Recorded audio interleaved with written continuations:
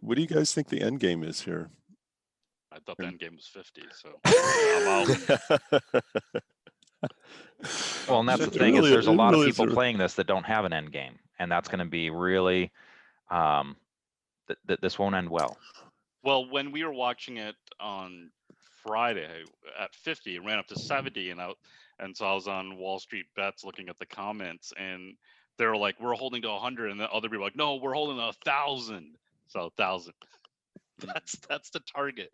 And they're like, "Oh my God, these guys are crazy. It's not even gonna even hit 100." Now it's like, maybe I'll hit 1,000. Well, who knows? This is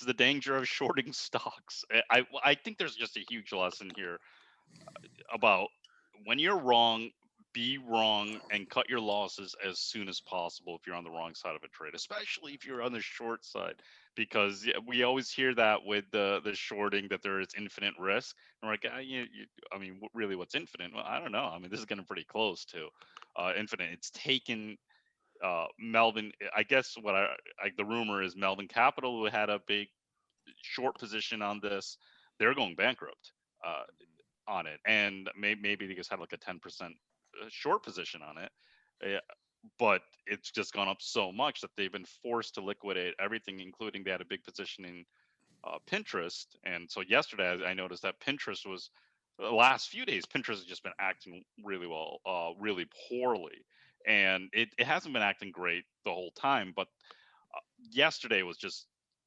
feeling really heavy.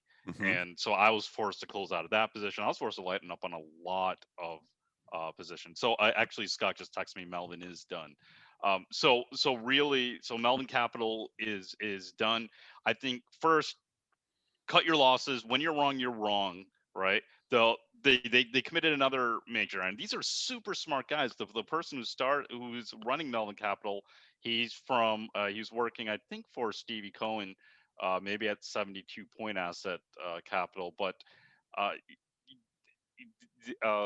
they committed the second error too, throwing good money after bad. So over the weekend they were obviously in trouble, and so Stevie Cohen, and I think I can't remember the other gentleman's name, but he's a big time hedge fund manager, maybe a Citadel, I think it was Ken Griffin.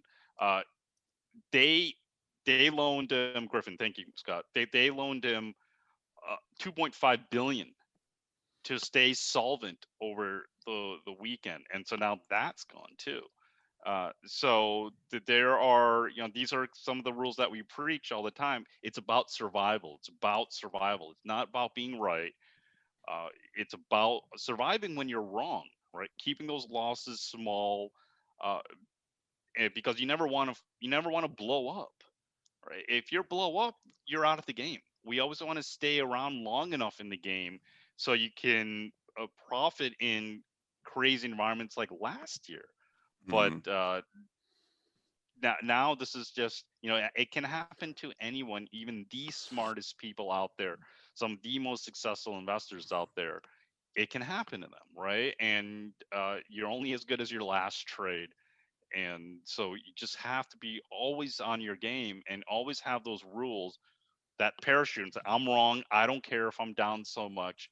I mean, they should have been, the reality, if they were, I don't know, who knows where they were shorting, but they were, once it was starting to hit like 20, 30, at that point, they should have been, okay, we need to start trying to get out of this thing.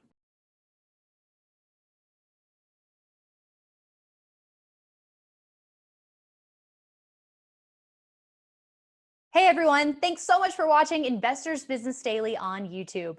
If you want to watch more videos, make sure you hit that subscribe button so you don't miss a thing.